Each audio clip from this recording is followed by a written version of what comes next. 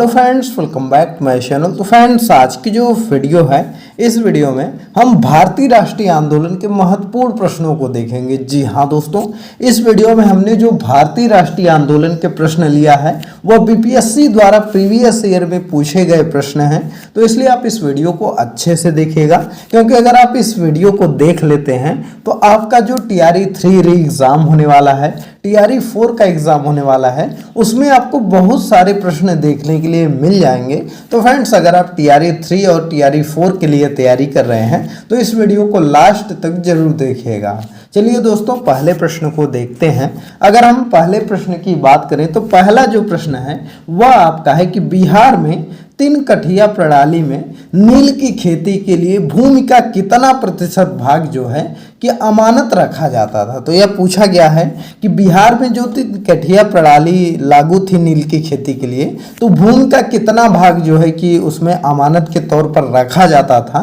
तो देखिए, जो 3 कठिया प्रणाली थी इसमें क्या होता था कि जैसे 3/20 होता था। इसको जो है कि इस तरह से समझते हैं कि जैसे 1 बीघा होता है तो 1 बीघा में कितना होता है, 20 बिस्वा होता है। तो 20 बिस्वा में 3 बिस्वा जो है वह आपको नील की खेती करनी होती थी। बाकी 17 बिस्वा जो बचता था उसमें आप अदर के खेती कर सकते थे। तो उसी को जो है कि नील की खेती को 3 कठिया प्रणाली बोलते हैं कि कोई भी अगर 20 बिस्वा करेगा तो उसमें 3 बिस्वा जो है उसको नील की खेती करनी पड़ेगी। तो इसको आप याद रखिएगा, 3/20 इसको लिखते हैं इस तरह से। तो पहला प्रश्न का आंसर ऑप्शन नंबर सी है। अगला प्रश्न देखते हैं। अगला प्रश्न आपका है कि चंपारण नील आंदोलन के राष्ट्रीय नेता कौन थे। जी हाँ दोस्तों, अगर हम बात करें चंपारण नील आंदोलन के जो राष्ट्रीय नेता थे वह आपके कौन थे, तो वह आपके जो थे वह महात्मा गांधी जी थे। जी हाँ दोस्तों, महात्मा गांधी जी थे जो कि जो है चंपारण नील आंदोलन के राष्ट्रीय नेता थे। जब इनको 1916 ईस्वी में लखनऊ अधिवेशन में इनको जो है कि पता चलता है कि चंपारण में जो ब्रिटिश हुकूमत है वह ज़बरदस्ती जो है कि किसानों से नील की खेती करवा रही है, तो उसके लिए 1917 में यह जाते हैं और चंपारण नील आंदोलन में जो है कि करते हैं और उसमें जो है कि नील की खेती से वहाँ के किसानों को जो है कि मुक्ति दिलाते हैं। तो इस चीज़ को आप याद रखिएगा। चलिए अगला प्रश्न देख लेते हैं। अगले प्रश्न की बात करें तो अगला प्रश्न है कि नेशनल कॉलेज और बिहार विद्यापीठ का शिलान्यास किसने किया। जी हाँ दोस्तों, पूछा गया है कि जो नेशनल कॉलेज और बिहार विद्यापीठ है इसका शिलान्यास किसने किया। तो इसका जो सही आंसर आपका हो जाएगा वह हो जाएगा ऑप्शन नंबर सी। जी हाँ दोस्तों, महात्मा गांधी जी ने जो है वह नेशनल कॉलेज और बिहार विद्यापीठ का जो है शिलान्यास किया था। और कब किया था, तो 1921 ईस्वी में बिहार विद्यापीठ का उद्घाटन किया था गांधी जी ने। तो इस चीज़ को आप याद रखिएगा। दोस्तों, अगर यह वीडियो आपको पसंद आ रही है तो वीडियो को लाइक करिए, और इसका अगर आपको PDF डाउनलोड करना है तो हमारे टेलीग्राम चैनल से डाउनलोड कर सकते हैं। टेलीग्राम चैनल का लिंक इस वीडियो के डिस्क्रिप्शन में दिया गया है, वहां से जाकर के उसको डाउनलोड कर सकते हैं। अगला प्रश्न है कि बिहार का वह रसोइया जिसने 1917 में महात्मा गांधी की हत्या का प्रयास को विफल कर उनके भोजन में मिले जहर से उनकी जान बचाई थी, तो वह कौन सा ऐसा बिहार का रसोइया था जिसने जो है कि 1917 में जब गांधी जी जो है कि चंपारण नील आंदोलन करने गए थे तो वहाँ पर उनके भोजन में जो है कि जहर मिला दिया जाता है। तो वह कौन सा रसोइया था जिसने उनकी जान बचाई थी। तो इसका जो सही आंसर है वह ऑप्शन नंबर यह बी वाला हो जाएगा। बटक मियाँ जो थे उन्होंने ही जो है कि जान बचाई थी। वहाँ पर जो है कि वह बता दिए थे, और गांधी जी को जो है कि डार्विन ने क्या किया था कि उनके दूध में जो है गांधी जी के उसमें जहर मिलवा दिया था, लेकिन बटक मियाँ थे उन्होंने जाकर के बता दिया और जो है कि गांधी जी की जान जो है वो बचा लिया। तो इसको आप याद रखिएगा। चलिए अगला प्रश्न देखते हैं। अगला प्रश्न आपका है कि 1937-38 के दौरान बिहार में बर्खास्त आंदोलन किसके द्वारा आयोजित किया गया। तो 1937-38 में जो बर्खास्त आंदोलन था वह किसके द्वारा जो है कि यह चालू किया गया था, आयोजित किया गया था। तो वह आपके थे स्वामी सहजानंद सरस्वती। जी हाँ दोस्तों, स्वामी सहजानंद सरस्वती द्वारा जो है वह बर्खास्त आंदोलन चालू किया गया था, जिसके कि स्वामी सहजानंद एक प्रमुख नेता थे। तो इसको आप याद रखिएगा। चलिए अगला प्रश्न देख लेते हैं। अगला प्रश्न आपका है कि भारत की स्वतंत्रता संग्राम के दौरान निम्नलिखित घटनाओं पर विचार करिए। तो इसमें आपको बताना है कि जो घटनाएं हुई हैं इसका कालानुक्रम बताना है। तो देखिए, अगर हम बात करें कालानुक्रम की, तो यहाँ पर सबसे पहली जो घटना घटी थी, जैसे होम रूल आंदोलन है, सूरत विभाजन, खेड़ा सत्याग्रह है, मिंटो मार्ले सुधार है। तो यहाँ पर अगर हम बात करें तो सबसे पहली जो घटना आपका कब घटी थी, तो 1907 में घटी थी, आपका सूरत विभाजन हुआ था। तो इसको आप याद रखेंगे, सबसे पहले सूरत विभाजन हो जाएगा। फिर उसके बाद आपका हुआ था मार्ले मिंटो सुधार, जो कि आपका 1909 में हुआ था, और सूरत विभाजन 1907 में हुआ था। और उसके बाद आपका क्या होता है, उसके बाद आपका होम रूल आंदोलन चलता है, जो कि 1916 में होता है।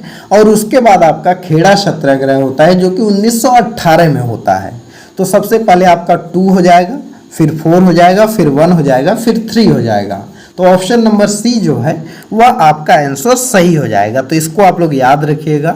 चलिए अगला प्रश्न देखते हैं।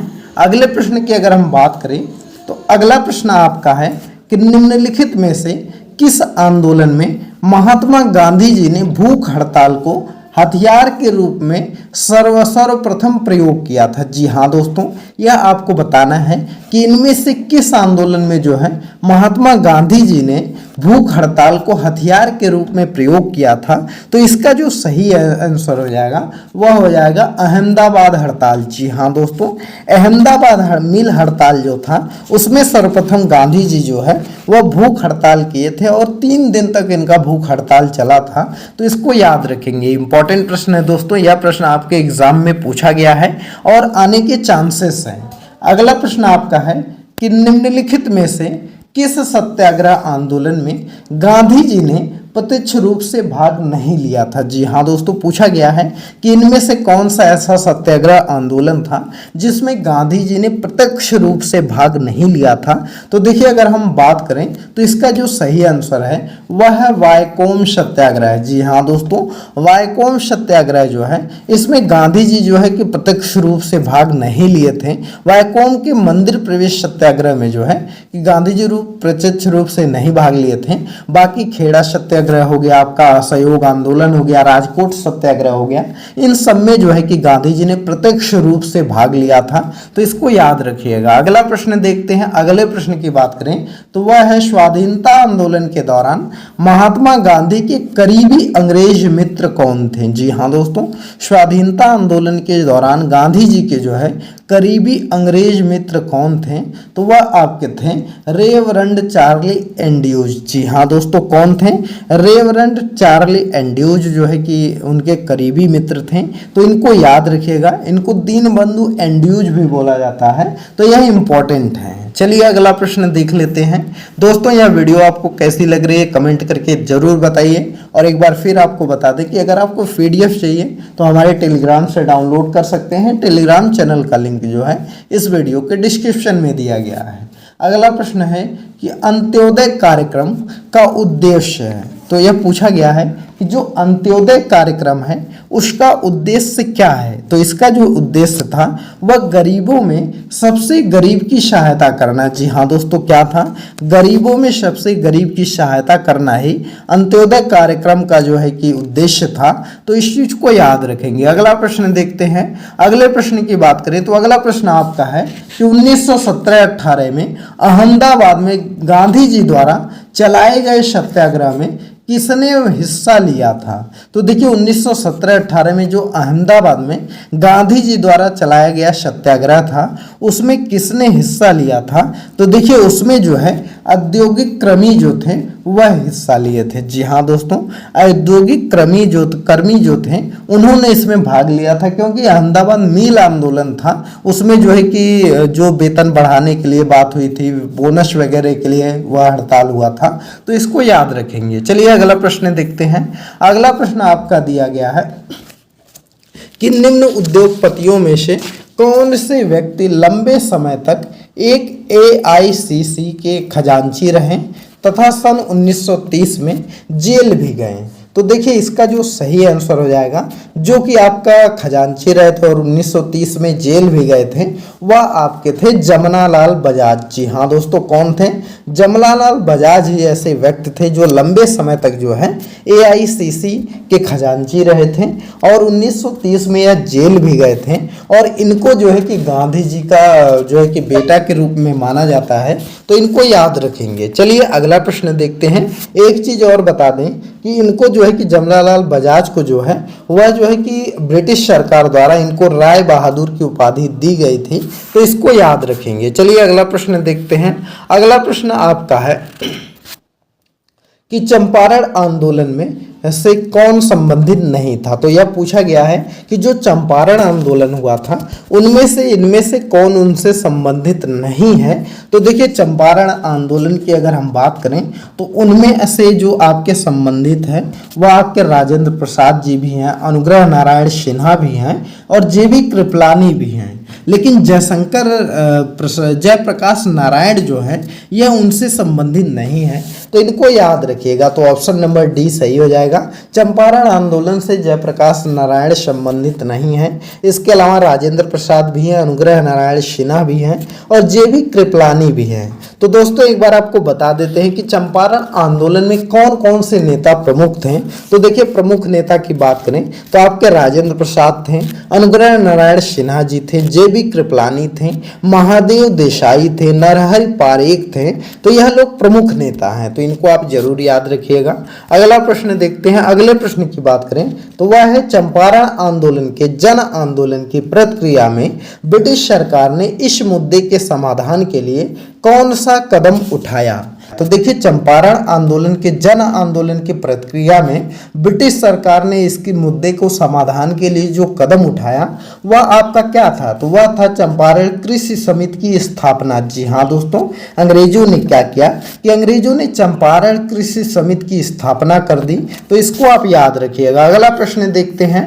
अगला प्रश्न आपका है कि अंबाबाई एक स्वतंत्रता सेनानी थी, भारत के किस राज्य की थी।